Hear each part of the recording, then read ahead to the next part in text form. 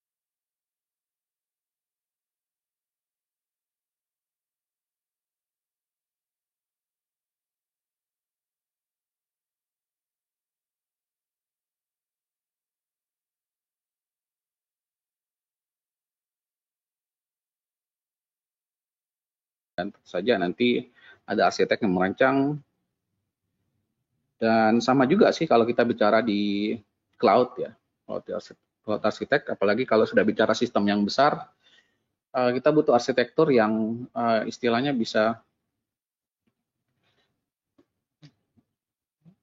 menaungi ya, bisa melengkapi, kemudian bisa cocok gitu dengan cloud computing itu, sifat-sifat dan karakteristik ini juga sudah kita bahas, karakteristik dari layanan cloud computing. Ini kan harus dimanfaatkan.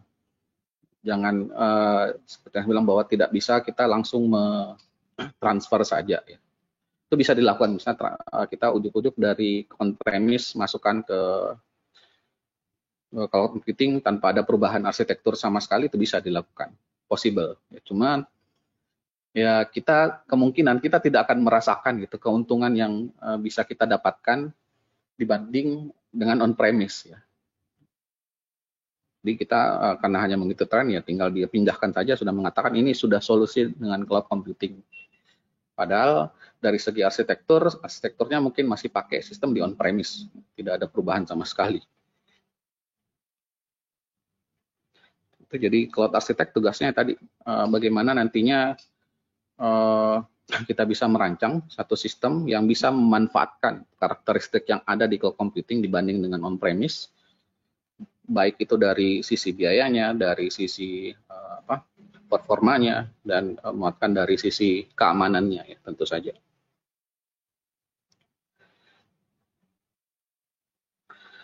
Jadi apa itu yang dimaksud dengan well architected framework? Jadi ini sebenarnya berangkat dari pengalamannya AWS sendiri ya. Jadi setelah tentu saja pada saat misalnya satu sistem, satu entitas, satu perusahaan akan istilahnya migrasi ke cloud, biasanya memang akan ada bisa dibantu gitu. Ada konsultasi dengan pihak AWS-nya sendiri dan bahkan bisa diberikan guidance. Nah, sebenarnya ini berangkat dari pengalaman AWS bagaimana mereka melihat ya customer yang menerapkan arsitektur di cloud dan bisa lihat kira-kira yang mana yang masuk best practice, yang mana yang paling bagus diimplementasikan dan yang mana mungkin yang kurang baik dan bahkan yang akan sangat buruk gitu kalau diimplementasikan di cloud. Jadi yang perlu digarisbawahi ya, yang menjadi tujuannya tentu saja ada beberapa hal ya.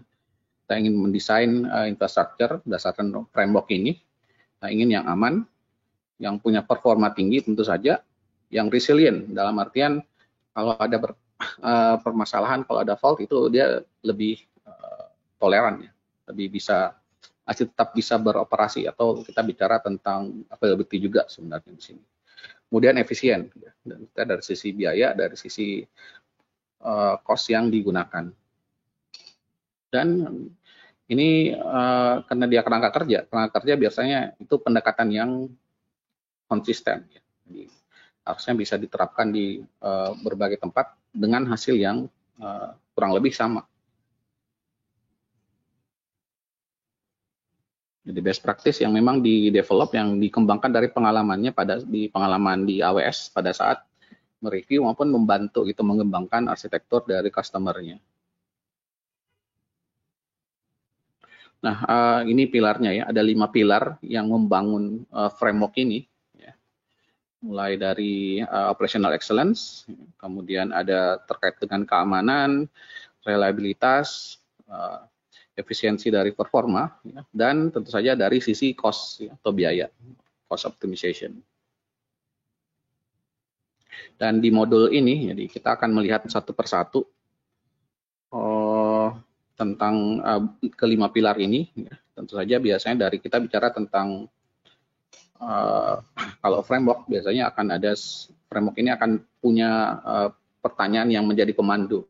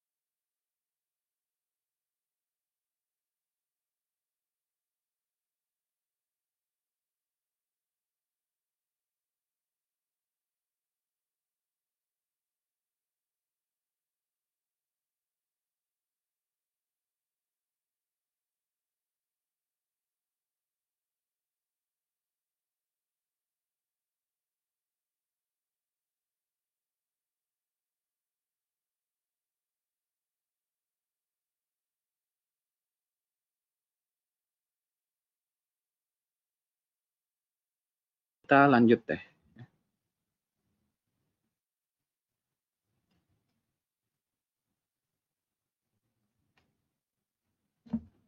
tadi tentang salah satu pilar ya. Ini kita bicara dari satu area tertentu terkait dengan identity dan access management atau IAM. Kemudian ada satu pertanyaan gitu yang terkait dengan area ini. Misalnya bagaimana kita mau merancang arsitektur dan bagaimana kita memanage kredensial dan proses autentikasinya. Jadi ini yang menjadi pertanyaan guide-nya. Kemudian kita coba jawab pertanyaan tersebut dengan memperhatikan beberapa best practice yang sudah diterangkan di sini. Ini kurang lebih cara kerja dari framework ini. Jadi di tiap-tiap area di tiap-tiap pilar bisa saja terbagi beberapa area tertentu ya. Ada beberapa bagian lagi. Kemudian akan ada pertanyaan guidance-nya dan kita bisa lihat bagaimana pertanyaan guidance-nya tersebut dijawab. Ya, baik dari keadaan yang sekarang maupun keadaan yang ingin dituju. Gitu. Pertanyaan ideal yang ingin dituju, apakah itu sudah memenuhi nanti dari best practice yang sudah di list di sini, yang sudah dimasukkan sebagai petunjuk dalam framework ini atau kerangka kerja ini. Ini mungkin saya bisa skip karena ini terkait dengan interaktif session sebenarnya.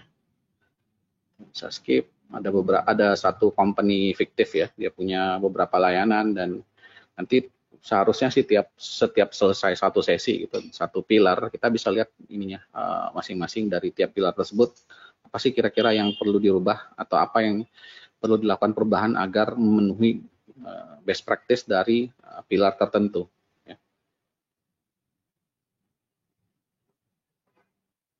Kita masuk di bagian pertama ya, di pilar pertama, operational excellence pilar. Jadi terkait dengan operasional dari workload yang berjalan di atas cloud computing ya. Jadi kita bisa menjalankan dan memonitor sistem untuk mendeliver ya, atau menghasilkan satu value di bisnis. Kemudian bicara tentang bagaimana seharusnya ada proses yang berjalan terus-menerus untuk mendukung tadi proses dan prosedurnya. Ya. Ada proses improvement yang terus dilakukan. Ya, yang jadi topik di sini atau area yang dibahas di sini adalah bagaimana caranya kita mengotomatiskan perubahan. Kalau ada perubahan, kita bisa lakukan dari sistem yang sedang berjalan ya. Dari sistem yang sedang berjalan kemudian kita melakukan perubahan. Diharapkan itu bisa berjalan otomatis karena kalau bisa dijalankan secara otomatis yang namanya kesalahan ataupun human error itu bisa dikurangi. Kemudian bagaimana merespon terhadap event, kalau event ada yang terjadi failure ataupun masalah yang lain, itu bagaimana sudah ada prosedur gitu yang sudah diterapkan di arsitektur tersebut untuk menghandle dan merespon event tersebut. Kemudian bagaimana kita menentukan standar untuk operasi hariannya, ya, untuk memanage atau mengatur operasi harian. Nah, di sini ini yang jadi prinsipalnya ya, desain prinsipal yang jadi harusnya petunjuk, yang harusnya menjadi kayak semacam mantra yang harus terus-menerus dijadikan patokan pada saat kita merancang sebuah arsitektur di cloud. Di yang pertama kita perform operation as code. Jadi kalau kita lihat ya, kebanyakan pada saat kita misalnya tadi kita membuat dari beberapa lab juga atau beberapa demo yang sudah kita lihat, itu kebanyakan kita memang mengakses melalui manajemen konsol misalnya. Manajemen konsol ini kan dilakukan oleh manusia, human. Dan itu juga salah satu opsi sebenarnya bisa dilakukan. Tapi ada opsi lain yang lebih baik misalnya bahwa untuk operasi-operasi misalnya membuat di situ ataupun memanage di situ maupun membuat TBS dan memanage TBS dan lain-lain operasi yang bisa dilakukan manajemen konsol itu kan sebenarnya ada opsi juga untuk dilakukan via code atau program. Kita bisa akses lewat lewat SDK atau bisa juga lewat CLI, command line interface-nya AWS. Jadi sebisa mungkin sih kalau memang suatu prosedur misalnya pembuatan IBS atau monitoring dan lain-lain kalau bisa dilakukan secara non-human gitu, secara dilakukan oleh kode yang bisa kita review dengan baik, kita bisa sudah pasti gitu dia bisa berjalan dengan dengan konsisten. Gitu. Kalau manusia kan mungkin ada alfanya, ya. Ada mungkin dia absen mengklik sesuatu atau lupa men-setting sesuatu, itu kemungkinannya ada. Sedangkan kalau kita bicara kode, yang namanya tadi, yang namanya kealfaan itu kan ya miliknya manusia. Kalau komputer, kalau kita bikin kode dengan satu kode tertentu dan sudah kita review dan sudah kita coba, kita sudah lakukan testing, ya, harusnya kita bisa yakin bahwa itu akan berjalan konsisten 100%, tidak ada perubahan dari waktu ke waktu. Ya, asal sistemnya juga tidak berubah, ya. Jadi kodenya juga tidak berubah sistemnya. Nah, ini yang kita bisa membatasi ya human error. Apa kita mau pakai kode untuk melakukan operasi-operasi misalnya terkait dengan pembuatan resource, manajemen resource ya, atau manajemen infrastruktur itu kita mau bikin konsisten aja ya, tanpa kita kurangi sedikit mungkin yang namanya human error. Yang kedua, kalau ada perubahan, supaya perubahannya itu bisa di-manage, ya, baiknya dibuat dalam skala yang kecil, ya, dan bisa istilahnya di rollback lah, bisa di undo lah, kalau saya boleh bilang di undo, pakai ada Ctrl Z ya, kalau di Office misalnya, bisa di undo perubahan tersebut. Kenapa ya? Dengan melakukan seperti itu ya, kita bisa kalau ada perubahan yang ternyata akan punya efek yang besar, ya, dalam efeknya juga efek yang kurang baik, efek yang buruk terhadap sistem, bahkan terhadap customer, itu bisa secepat mungkin di-undo dan kemudian tidak akan mengaruhi gitu, operasionalnya. Itu yang diinginkan. Refine operation and procedure, jadi ini yang jadi istilah continuous improvements ya. Jadi selalu mencari hal-hal yang bisa diperbaiki lebih baik lagi. Misalnya mencari celah-celah tertentu atau peluang tertentu di mana kita bisa memperbaiki prosedurnya. Antisipasi kalau ada kegagalan, ya, bagaimana ini respon terhadap event, kalau perlu lakukan tes gitu, terhadap event-event tertentu, kira-kira kalau ada fail seperti apa. Dan ini saya lupa selalu ada satu konsep ya, kalau saya lupa namanya kan di Netflix. Ada yang namanya kayak dia bisa ciptakan simulated chaos gitu, dan simulated chaos dan bisa kayak semacam kita ini ya training untuk kebakaran gitu ya. Kita sudah punya di Indonesia mungkin jarang, tapi kalau kita sering lihat mungkin di film di luar ya, itu ada yang namanya simulasi kalau ada bencana ya, simulasi kalau ada misalnya kebakaran dan lain-lain, kita bisa lihat kira-kira prosedur yang terjadi kalau ada bencana seperti itu. Apa yang bisa dilakukan, apa yang bisa diimprove, apakah semua orang sudah mengerti atau tidak. Nah, di Netflix juga sama, jadi ada simulasi chaos yang dilakukan terhadap infrastrukturnya, dan dia mau melihat gitu, kalau ada chaos seperti ini, sistemnya itu meresponnya seperti apa, kemudian apakah bisa resilient sistemnya atau tidak. Saya agak lupa namanya, mungkin nanti kalau ada yang tanya discussion saya coba cari deh. Kemudian belajar dari operational failure, jadi dari operational failure itu dijadikan tidak disimpan ya, tidak disimpan saja, tapi dijadikan pembelajaran lagi ke depannya. Jadikan arsip, dijadikan pelajaran untuk kemudian supaya ke depannya itu tidak bisa dihindari. Ini beberapa excellence design yang diinginkan untuk bagian pilar operasional excellence. Jadi operation as code, kemudian buat perubahan sesering mungkin, sekecil dan kalau bisa di reversible ya, bisa di undo istilahnya. Kemudian cari celah atau peluang untuk selalu memperbaiki, selalu di refine, ada antisipasi kalau kegagalan dan belajar selalu dari operational event maupun kegagalan-kegagalan yang sebelum-sebelumnya. Jadi ini questionnya, jadi ada beberapa area, mulai dari sisi organisasi, bagaimana preparasinya dan ini yang akan jadi pertanyaan guidance-nya tadi ya. Kalau kita lihat sebenarnya akan ada beberapa kaitan dengan best principle tadi, misalnya terkait dengan failure misalnya, bagaimana kita bisa prepare kalau ada bagaimana mitigasi untuk deployment risk kalau ada resiko pada saat proses deployment sedang terjadi. Ya. Kemudian apakah kita bisa memahami bagaimana health dari workload yang sedang berjalan, ya, beban kerja, bagaimana operasinya berjalan. Kemudian bagaimana kita bisa evolve, ya, berarti kita kan cari celah peluang ya, untuk memperbaiki prosedur yang sudah ada, operation yang sudah berjalan. Jadi ini panduan-panduannya, ya, panduan-panduan pertanyaan. Nah, ada yang bilang Chaos Monkey. Ya. Di Netflix namanya Chaos Monkey tadi yang saya bilang bahwa ada simulasi untuk melihat kalau ada fail di sistemnya, bagaimana respon sistemnya, dan bahkan bisa melihat juga sistemnya berjalan seperti apa.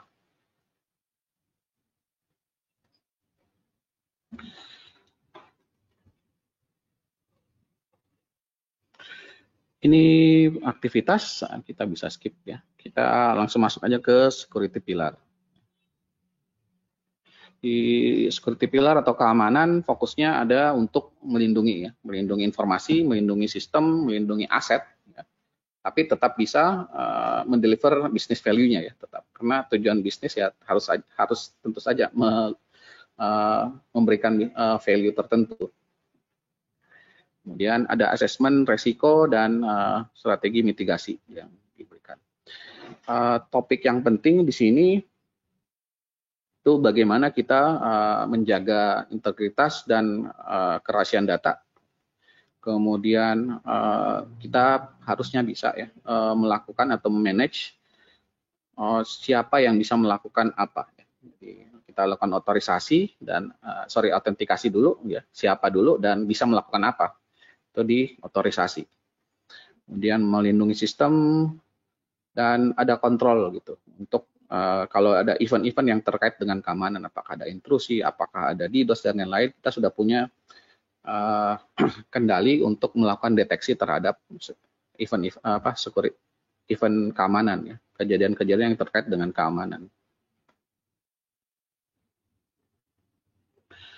Ini beberapa prinsipalnya, mantranya lagi ya, jadi mantra yang perlu diingat yang terkait dengan pilar keamanan.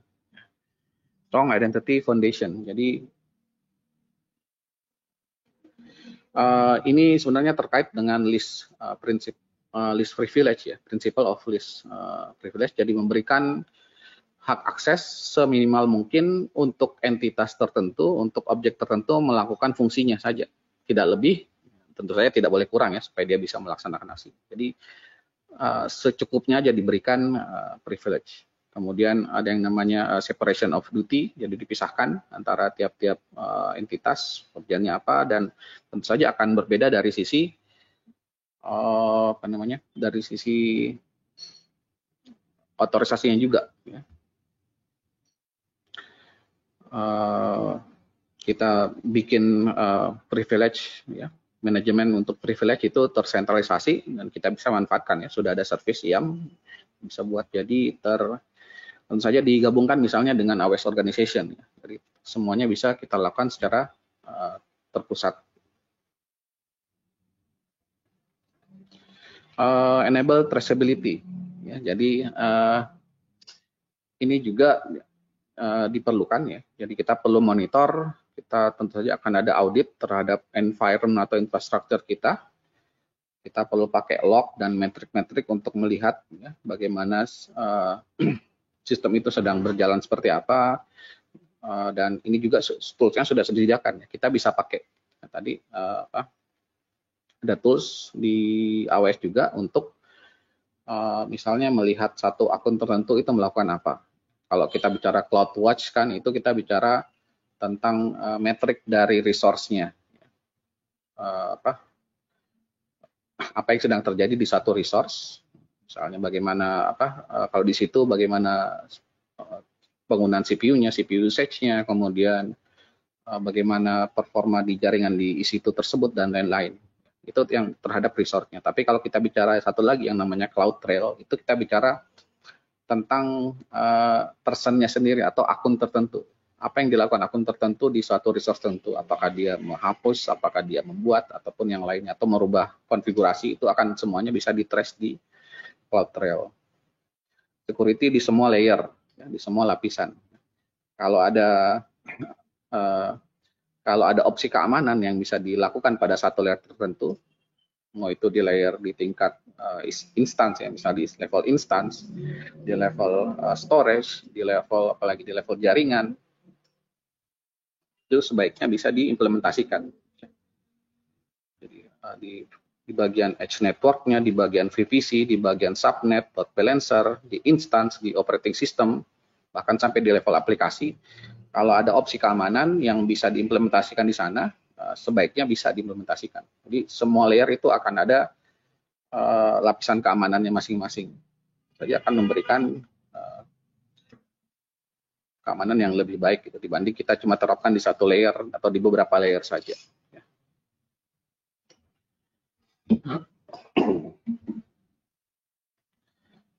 Kemudian kita pakai prinsip otomatisasi lagi di sini ya, best practice, supaya tidak ada celah lagi, tidak ada lagi command error pada saat kita mau menerapkan best practice di sisi keamanan.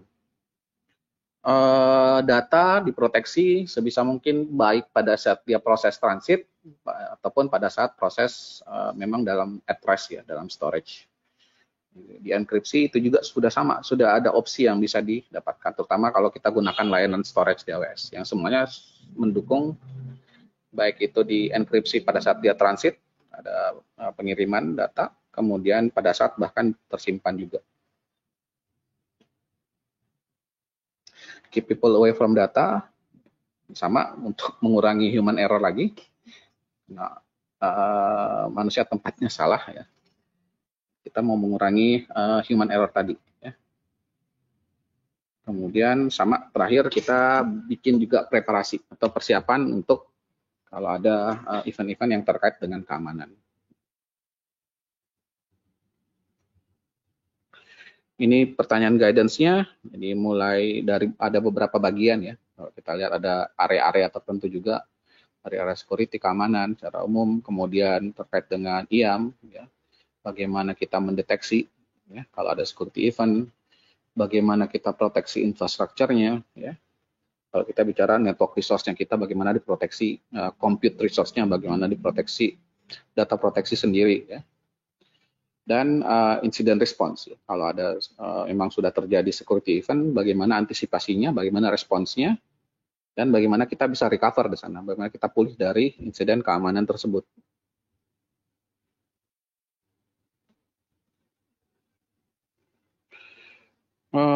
Masuk ke pilar atau tiang ya, tiang reliabilitas. Fokusnya ada di bagaimana kita bisa memastikan bahwa workload atau infrastruktur itu bisa perform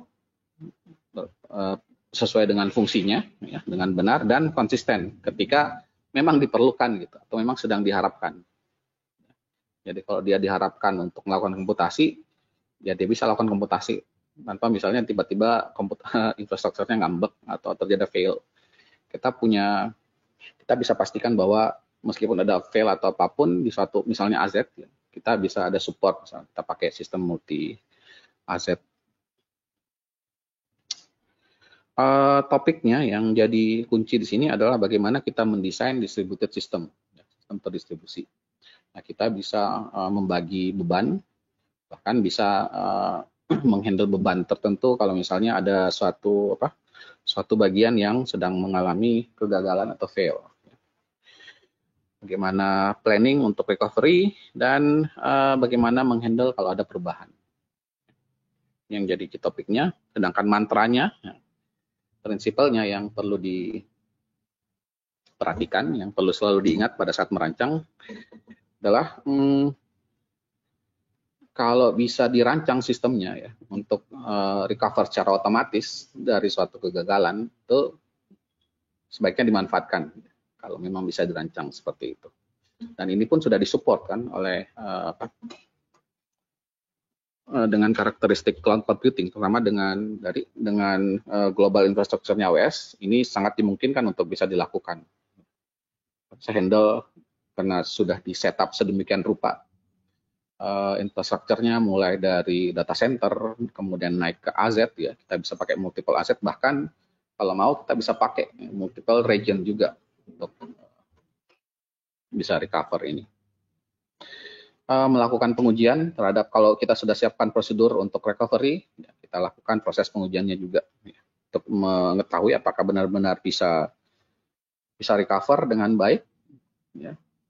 Ini kita bisa gunakan kembali otomasi ya untuk mensimulasikan berbagai jenis atau skenario failure tadi. Untuk proses scaling yang disarankan, yang jadi best practice-nya lakukan secara horizontal. Jadi menambah unit, misalnya unit komputasi atau unit storage dan lain, itu yang disarankan. Ya. Ini bisa meningkatkan workload untuk dari segi ketersediaan atau availabilitas dari workload atau infrastruktur. Tidak menebak suatu kapasitas atau suatu usage, jadi usage yang diperlukan kita tidak menebak bahwa kita kira kemungkinan nanti saya butuh segini, makanya saya akan pakai atau saya langsung handle bahwa saya langsung mungkin pesan untuk 1 tahun karena saya tahu bahwa kapasitas setahun itu segini, kan menebak-nebak tanpa ada analisis terlebih dahulu, tanpa ada analisis untuk melihat bagaimana sih pola-pola kapasitas atau pola usage di infrastruktur tersebut. Jadi kita tidak menebak, jadi sebaiknya juga kita melakukan monitoring. Monitoring bagaimana usage-nya sistem itu penggunaannya seperti apa, maupun bahkan kalau bisa kita bisa juga monitoring untuk demand-nya, ya. Permintaan untuk penggunaan sistem itu seperti apa. Dan kita bisa lakukan proses otomasi untuk penambahan atau pengurangan resource, ya, sampai misalnya di level yang optimal gitu, yang cukup memuaskan. Tidak akan ada pihak-pihak yang merasa oh saya penggunaan resource ini terlalu banyak atau terlalu kurang sehingga tidak berada di level yang optimal. Kembali mantranya kurang lebih sama dengan yang sebelumnya ya, bahwa kita memanage perubahan kembali memanfaatkan dengan otomasi lagi ya. Kan dengan otomasi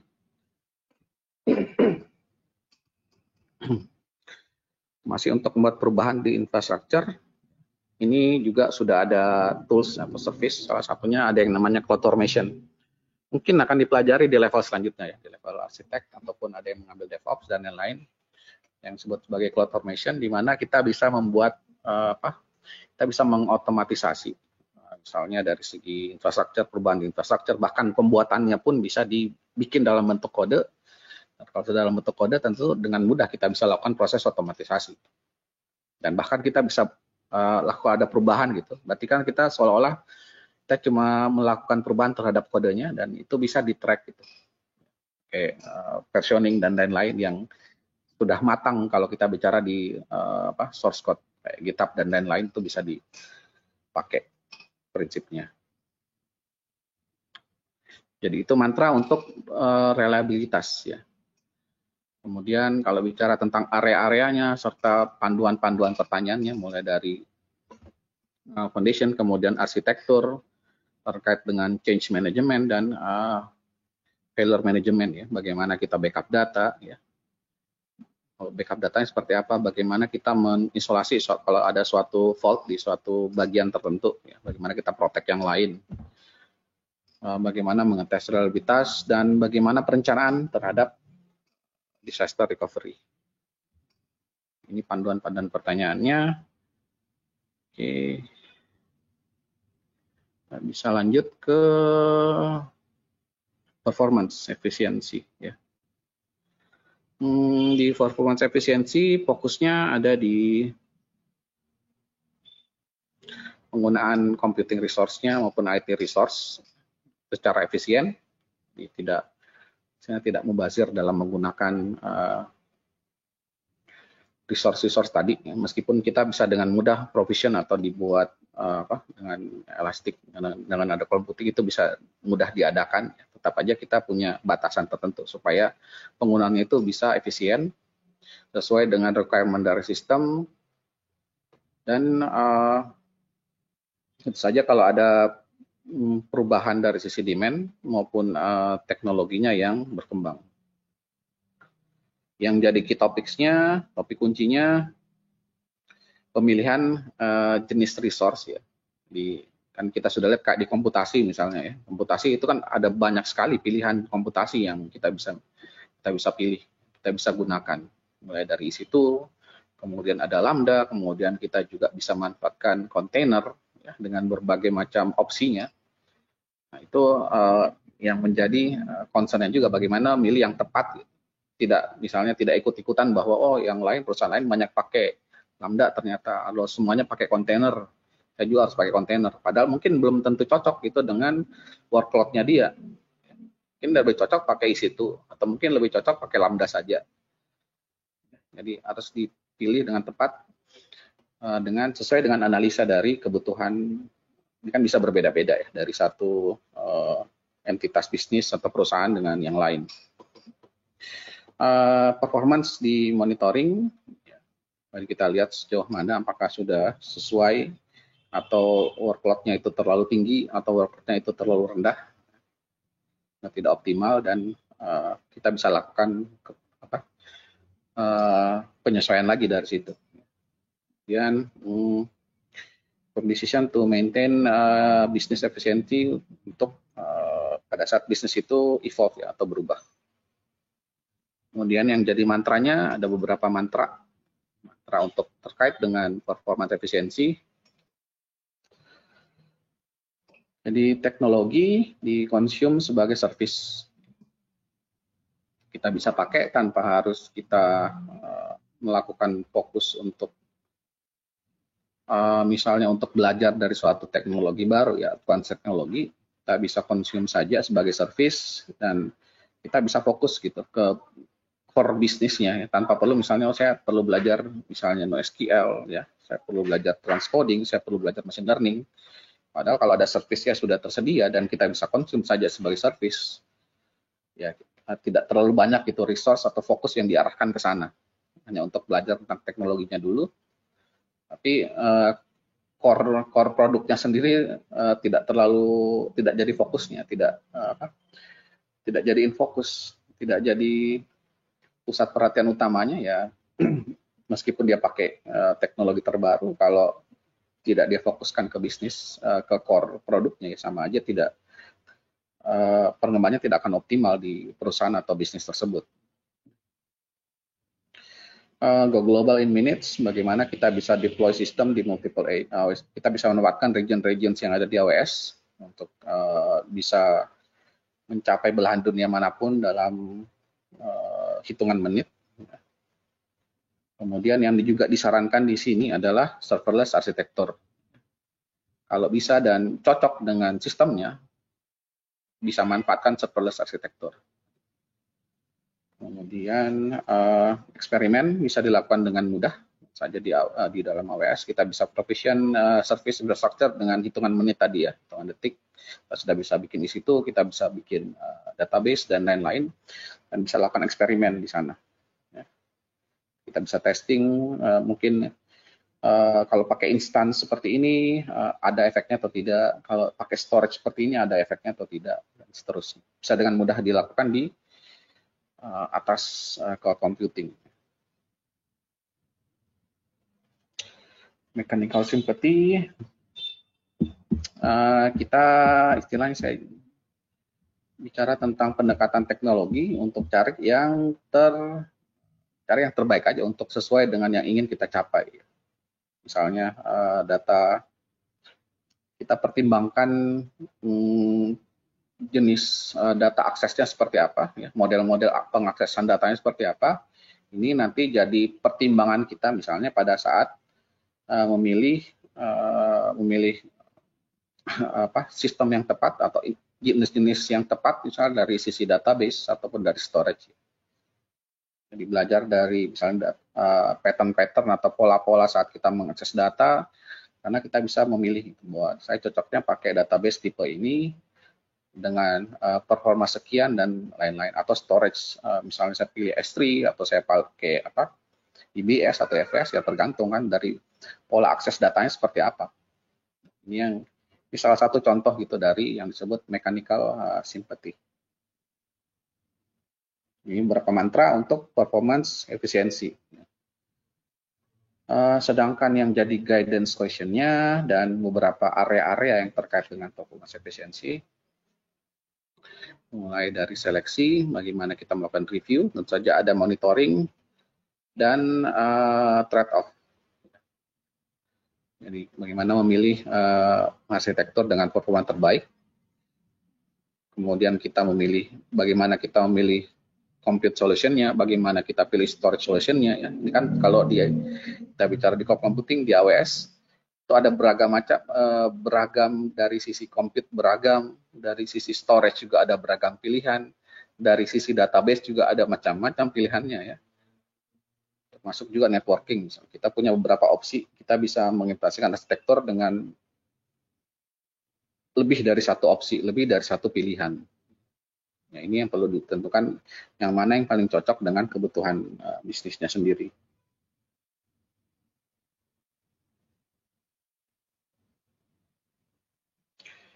Oke, ini jadi guidance pertanyaan yang bisa memandu pada saat membuat arsitektur di atas cloud. Pilar yang terakhir adalah pilar tentang optimisasi dari biaya. Ya. Fokusnya singkat, ya. Fokusnya cuma hindari biaya yang tidak perlu. Ya.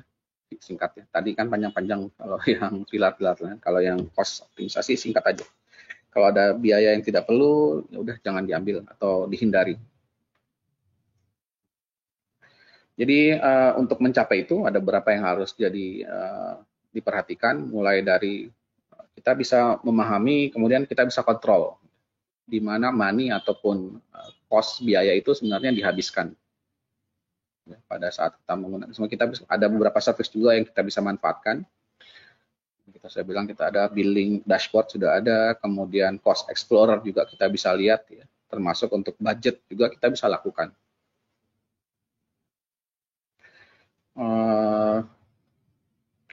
Sama ya, jadi memilih service atau jenis resource yang tepat dengan jumlah yang tepat juga, tidak berlebihan juga tidak kekurangan.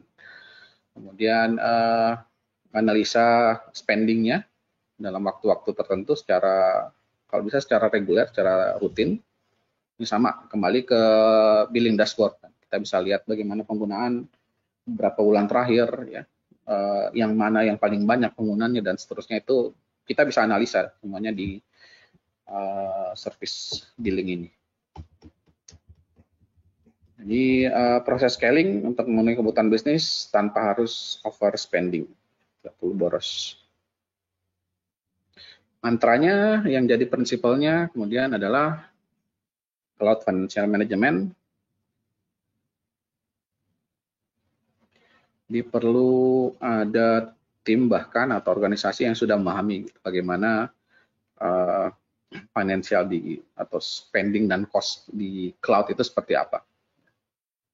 Kemudian consumption model ini juga berangkat dari pay as you go-nya cloud computing. Jadi kita hanya akan harusnya membayar ya, computing resource yang kita butuhkan dan akan kita pakai, tidak lebih. Meningkatkan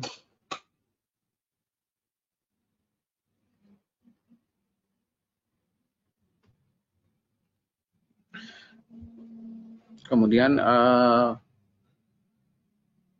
kita mengukur overall efisiensi secara keseluruhan ya.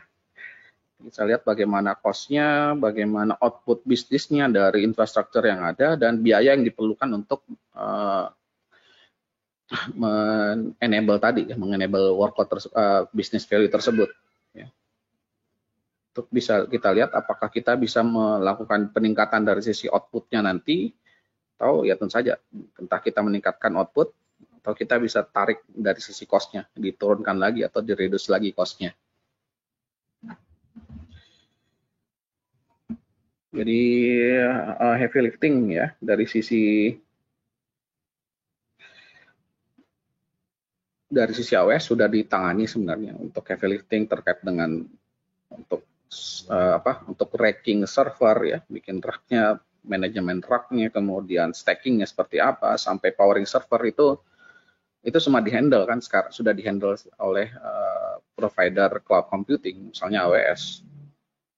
Ini sama juga, kita bisa fokus kembali ke customer, fokus kembali ke core produknya atau bisnis projectnya dibanding dengan fokus ke infrastruktur IT. Menganalisa dan melihat bagaimana pengeluaran itu ada di mana saja ya, di mana saja pengeluaran tersebut ada, dan kita bisa hitung dari sisi apakah kita bisa dengan cepat gitu mencapai ROI dari investasi yang sudah dikeluarkan di cost di IT. Itu prinsip untuk ke cost ya. Di beberapa areanya dan beberapa pertanyaan guidance terkait dengan areanya. Cloud Financial Management, bagaimana kita implementasi, kemudian bagaimana kita mengetahui atau aware gitu terhadap pengeluaran dan bagaimana usage-nya, bagaimana mengatur usage, bagaimana kita bisa monitor usage penggunaan dari resource dan cost-cost-nya, bagaimana kita menghandle kalau ada resource yang sudah tidak terpakai lagi, kemudian cost effective resources, kemudian sama juga ya, jadi ada proses yang berjalan terus-menerus. Jadi kita bisa optimasi karena dari beberapa ini saja ya, sudah ada hampir setiap tahun mungkin akan ada service baru, akan ada model pembayaran baru yang keluar. Kan berarti harusnya dilakukan analisa, kita lakukan evaluasi secara terus-menerus apakah kita sudah cukup nyaman gitu atau sudah cukup pas pakai service yang sekarang, atau apakah kita mau mencoba, apakah kita melihat apakah yang ditawarkan AWS service-service yang baru tadi misalnya bisa digunakan atau bisa menggantikan yang sekarang sudah digunakan.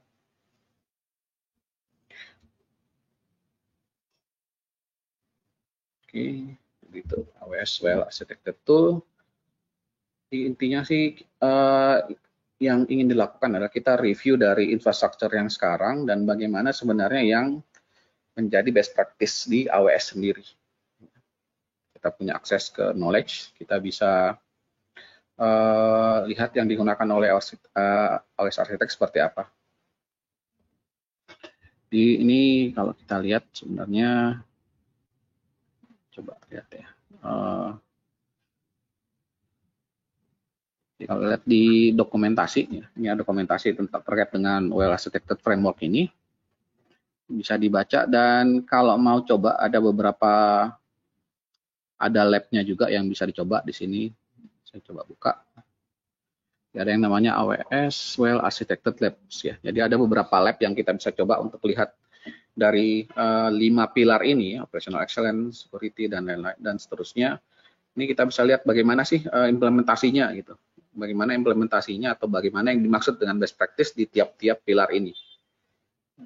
Nanti bisa dicoba, cuma ini butuh akun AWS ya, yang bisa digunakan untuk testing ya. Akan digunakan untuk testing, kita butuh akun AWS yang akan digunakan untuk testing. Jadi ada berbagai macam labs tergantung dari bahkan mulai dari level yang paling dasar gitu sampai yang level advance juga kalau mau coba. Mulai tadi masing-masing butuh akun AWS ya. Jadi selain tadi kita bicara framework-nya, ini juga ada labs yang bisa dicoba untuk menerapkan best practice dari Well Architected Framework di tiap-tiap pilarnya. Ini ada reliabilitas, bicara tentang multi-tier infrastructure pakai CloudFormation. Kemudian kalau mulai dari yang versi beginner ya sampai yang 200 yang intermediate sampai yang advance. Ini yang 300 labs ini yang sudah versi advance. Bisa dilihat-lihat sebenarnya bisa diakses, lihat masuk di dokumentasi Well Architected Framework, dan nanti ada link yang mengarah ke tadi AWS Well Architected Labs.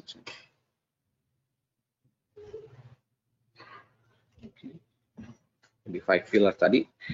Jadi yang saya rasa yang perlu ditekankan adalah tadi desain prinsipal dari tiap pilar tadi. Bagaimana kita memahami desain prinsipalnya, Dan itu juga yang akan jadi salah satu soal yang sering keluar, kemungkinan di final exam maupun pada saat sertifikasi.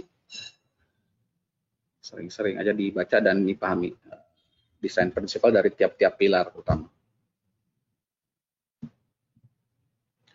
Dan kita bicara tentang reliabilitas dan availabilitas ya. Kalau bicara reliabilitas, bagaimana kita mengukur suatu sistem, kemampuan satu sistem untuk menyediakan fungsionalitasnya pada saat memang dibutuhkan oleh user.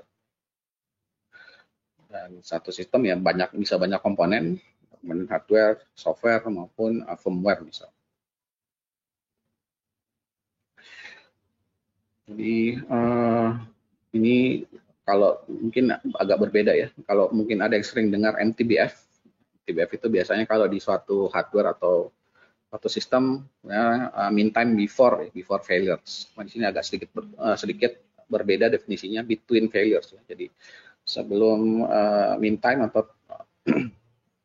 total time antara kegagalan-kegagalan tadi. Kalau mean time before failures, misalnya kita punya hard disk, kita beli hard disk atau SSD misalnya, sampai kapan kita bisa pakai berapa lama sampai mungkin akan ada muncul kerusakan atau error pada hard disk atau storage tadi. Kalau sini pattern-nya berbeda. Ya. Jadi mean time, waktu rata-rata, total time kalau ada kegagalan, kapan ada kegagalan. Ini matriksnya. Jadi MTBF yang between failures itu berarti sama. Jadi kapan dia bisa mulai available, time to failure, dan kalau ada failure itu berapa banyak waktu yang dibutuhkan untuk bisa diperbaiki, repair.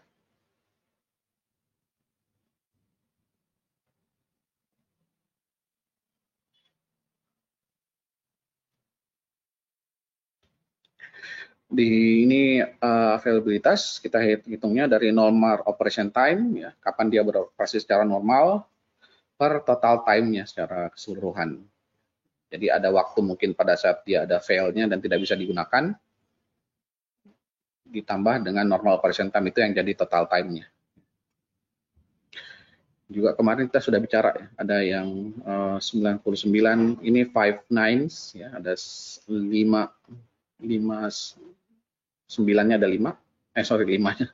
9-nya ada 5. Kalau kita bicara kemarin di S3, kita punya 11 ya, 11 nines. Di percentage of uptime kita bisa di 99,9% dia up, mungkin di 0,1%-nya dia ada kegagalan.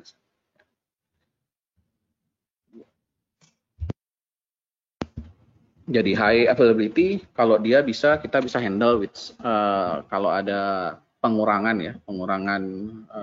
service, ada degradasi, ada sistemnya ada sedikit kesalahan, ada beberapa fail di sana terjadi, tapi masih bisa berfungsi, masih bisa digunakan, available secara general, secara umum. Downtime-nya dikurangin kalau kita bicara ini high availability, kemudian kalau bisa seharusnya minimal human intervention ya. Jadi bisa recover otomatis. Kalau misalnya memang ada fail, tidak perlu sampai menunggu ada admin dulu yang masuk utak-atik sistemnya baru kemudian bisa up lagi.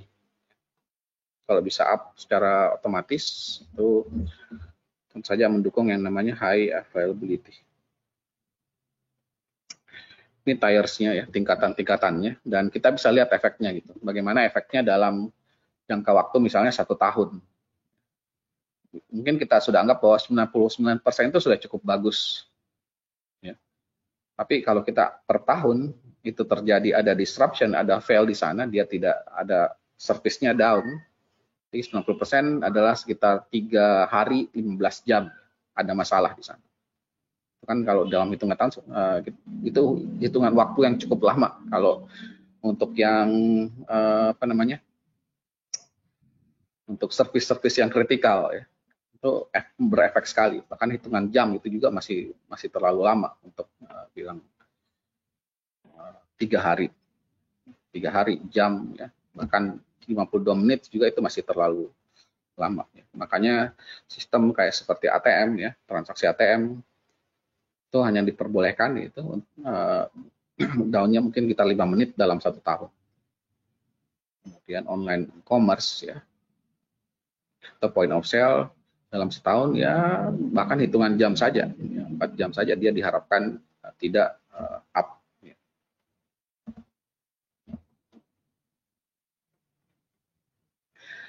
Jadi makin kritikal suatu sistem, tentu saja makin butuh availabilitas yang makin tinggi. Ya.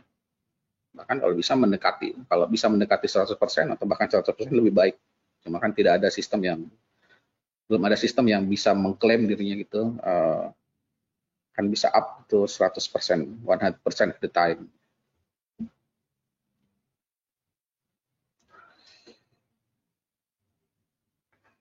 Jadi kalau bicara tentang fault tolerance, sebenarnya kita bicara terhadap redundansi yang sudah terbangun gitu dari dalam. Komponennya sudah ada dipersiapkan untuk redundan, sehingga kalau ada fault di salah satu sistem yang sedang berjalan,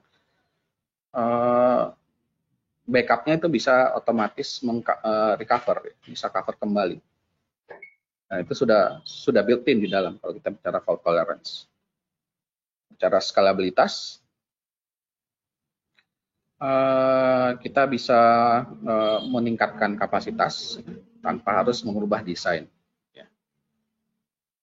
Kemudian recoverability, bagaimana proses maupun kebijakan dan prosedur yang bisa diambil pada saat untuk mengembalikan suatu service pada saat ada misalnya catastrophic event lah, atau yang bisa sehingga komponennya tidak bisa diakses atau bahkan datanya hilang, datanya terhapus. Jadi ada langkah-langkah atau prosedur yang dilakukan untuk merestore service-nya. Jadi ini yang mempengaruhi availabilitas tadi, ya, ada fault tolerance, skalabilitas, ya, dan recoverabilitas.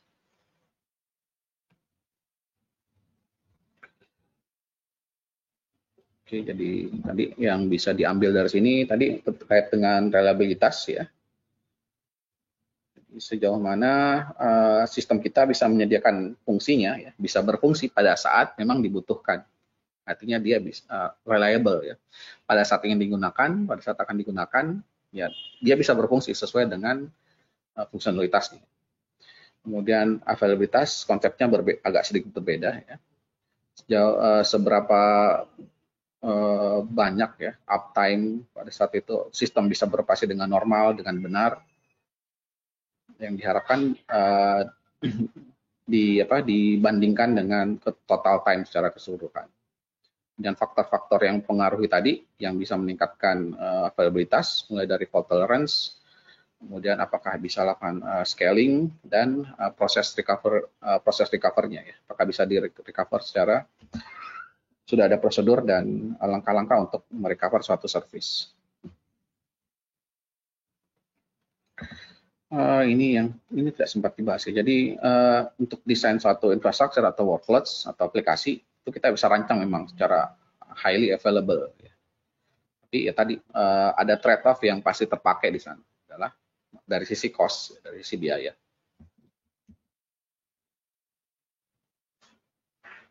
Jadi yang biasanya ya kita punya dua pilihan, apakah kita mau suatu aplikasi sistem kita itu selalu always on dan selalu bisa dijangkau, selalu bisa diakses, atau kita mau memastikan bahwa ada level tertentu yang menurut kita acceptable, ya. Tentu saja karena ini masalah trade-off-nya dengan cost lagi. Jadi biasanya ada trade-off antara kapan dia dianggap acceptable dari sisi biaya, cost, dan dari sisi performa. Jadi akan ada trade-off-nya, perbandingan yang mana kira-kira antara dua sisi tadi, dari performa maupun dari sisi cost. Di bagian terakhir terkait dengan AWS Trusted Advisor, jadi kita bisa melihat rekomendasi yang diberikan. Jadi dari dashboard tadi, dashboardnya Trusted Advisor bisa memberikan berbagai macam rekomendasi. Ada beberapa bagian di sini, cost optimisasi, rekomendasi performa, rekomendasi untuk keamanan, rekomendasi untuk fault tolerance, ya, dan service limit. Jadi kalau yang di service limit sebenarnya dia mengecek apakah ada service-service atau resource yang digunakan lebih dari 80%. Kemudian akan berikan rekomendasi apakah itu akan diteruskan atau tidak. Nanti kita lihat bisa satu-satu ininya ya, rekomendasinya.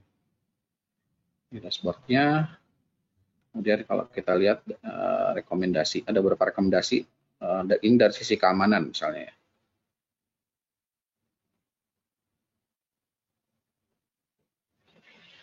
Sisi keamanan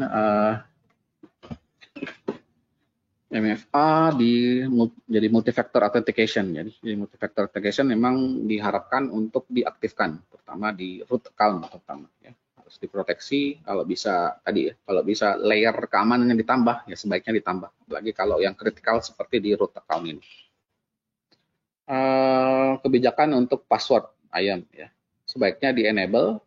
Yang ini terkait dengan password jenis apa yang bisa dipilih oleh IAM account yang kita buat. Apakah dia boleh sembarangan memilih atau kita membatasi. Kita membatasi bahwa dia harus mengenforce, kita bisa enforce untuk strong password. Pakai huruf besar, huruf kecil, pakai karakter non-alphanumeric ya, pakai karakter numerik dan kombinasi, atau bahkan kita juga bisa minta untuk bisa mengganti passwordnya setiap berapa bulan sekali. Dan juga tidak boleh misalnya menggunakan atau mereuse kembali passwordnya kalau sudah dirubah. Ini bisa di set di IAM ya. Ini masih dari sisi keamanan. Unrestricted access untuk suatu resource itu pasti akan jadi perhatian, pasti akan jadi kalau bisa diakses dari mana ya. Kalau di sini kita lihat protokol 22 bisa diakses dengan IP range manapun, kemudian port 80 juga bisa diakses dari manapun. Ini yang sebaiknya dihindari. Kita harusnya bisa merestrict atau membatasi IP address yang boleh mengakses port di instan yang ada di security group tersebut. Dari sisi masih dari sisi keamanan. Kemudian ini dari IBS snapshot. Jadi dicek umurnya, snapshotnya sudah berapa lama dan disimpan di ini ya, di S3. Kalau yang kriteria yellow alertnya berarti ada snapshot yang umurnya antara 7 sampai 30 hari. Jadi tidak terlalu tua. Kemudian kalau snapshotnya itu ternyata sudah dilakukan lebih dari sebulan, atau bahkan tidak pernah dilakukan snapshot atau backup sama sekali. Biasanya disarankan ya minimal seminggu sekali gitu, ada snapshot yang dibuat dari volume IBS yang dipakai. Bucket logging di S3. Jadi ini untuk mencatat gitu, mencatat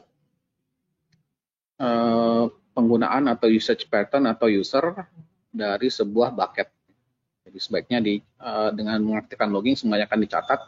Maka kalau tidak diaktifkan, ya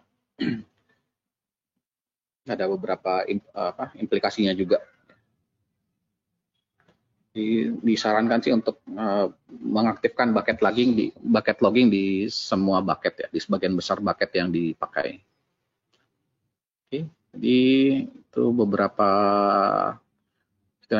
rekomendasi dari Trusted Advisor terkait tadi ya, terkait ada beberapa hal tadi terkait dengan keamanan, ya. Kemudian terkait dengan backup dari IBS, dan tadi masalah tentang logging ya, bagaimana kita mencatat penggunaan bucket di S3. Oke, jadi kita sudah lihat tadi Well Architected Framework beserta mantra dan desain prinsipalnya ya. Itu yang penting sekali, bagaimana kita identify desain prinsipal dari pilar-pilar tadi, 5 pilar tadi. Pentingnya reliabilitas dan high availability, kemudian Trusted Advisor ya, bagaimana kita bisa mengimplementasikan rekomendasi dari AWS Trusted Advisor. Terakhir ini knowledge check. Software engineers bekerja di suatu perusahaan yang ingin memproteksi datanya saat transit dan saat trace ya, pada saat penyimpanan datanya. Service apa yang bisa dipakai? Ya, kalau kita ingat kembali, sebenarnya elastic load balancing kita belum belum pelajari. Nanti belajar di modul 10. Kalau kita lihat kemarin IBS, S3 itu semuanya menyediakan enkripsi baik pada saat transit maupun pada saat rest, termasuk juga nanti pelajari di elastic load balancing. Jadi jawabannya adalah keseluruhan elastic load balancing, IBS dan S3. Semuanya menyediakan opsi untuk mengamankan data, mengenkripsi data baik pada saat ada dalam storage atau pada saat di proses transitnya. Oke, jadi untuk modul 9 kita sudah selesai. Jadi di sesi 2 kita akan bahas di modul 10. Jadi kita break dulu sekitar 15 menit. Kita kembali di modul 10 ya.